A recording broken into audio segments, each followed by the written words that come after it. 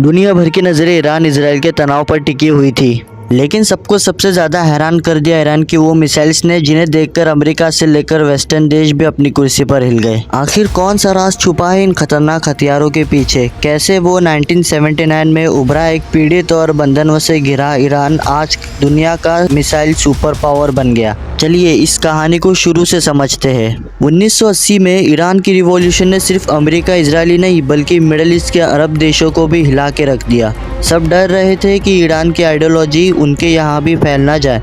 दूसरी तरफ ईरान को समझ आ गया था कि जिंदा रहने के लिए उन्हें अपने अस्तित्व की रक्षा खुद करनी पड़ेगी। उसी जुनून में सद्दाम हुसैन ने 1980 में इराक ईरान वॉर छेड़ दिया।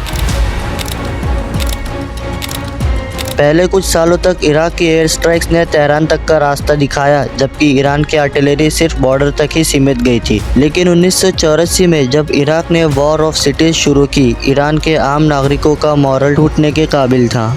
एक तरफा हवाबाजी और बॉम्बिंग से उनका हौसला कमज़ोर हो रहा था। यही से ईरान ने अपनी स्ट्रेटजी बदली। उन्होंने मिसाइल टेक्नोलॉजी की तरफ रुख किया, एक लगभग नामुमकिन सपना, क्योंकि सरासर सैंक्शंस ने उनका हर रास्ता बंद कर दिया था। अगस्त 1984 में IRGC के मोहसिन रफीकदुस ने एक छुपी टीम को सीरिया भेजा ट्रेनिंग के लिए, जहां हफीज अल असद ने ट्रेनिंग देने से ही मना कर दिया। फिर ये टीम लीबिया पहुंची, जहां गद्दाफी ने मिसाइल्स और एक्सपर्ट ट्रेनर्स देने का वादा किया, लेकिन बदले में उनकी मांगे भी अजीब थी। वो चाहते थे कि ईरान की कुछ टेरिटरी उन्हें दे दी जाए और जो मिसाइल्स वो ईरान में बनाने वाले हैं वो थोड़ी सी सऊदी अरेबिया को या तो कुवैत को दे दी जाए। फिर 1984 के अक्टूबर में एक ऐसे शख्स की एंट्री होती है जिसने इस सपने को हकीकत में बदला। एक 25 साल का मैकेनिकल इंजीनियर हसन तेहरानी मुकद्दम ने सिर्फ 3 महीने में 3 साल की ट्रेनिंग कंप्लीट करके रिवर्स इंजीनियरिंग की। उसके बाद ही ईरान ने अपनी पहली स्कड मिसाइल से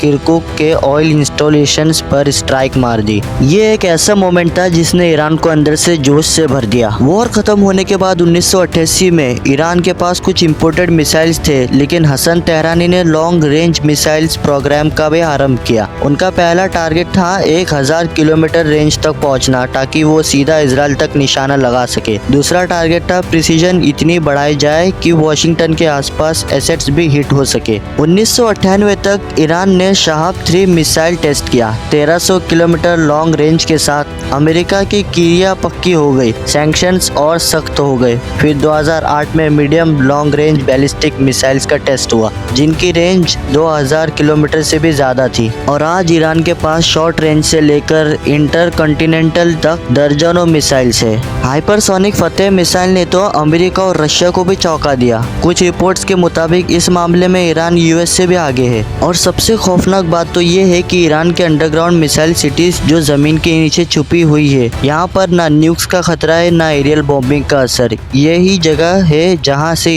ईरान किसी भी वक्त बिना किसी चेतावनी के स्ट्राइक कर सकता है। और एंडिंग में एक हिस्टोरिक दिन था 12 नवंबर 2011, जब IRGC के मिसाइल बेस पर एक भयानक एक्सप्लोजन होता है, जिसमें 17 लोग शहीद हो जाते हैं, जिनमें प्रोग्राम के आर्किटेक्चर हसन तेहरानी भी शामिल थे। मीडिया ने इसे एक दुख भरी कहानी बताया, लेकिन ये इंसिडेंट भी ईरान की डिटर्मिनेशन का हिस्सा था।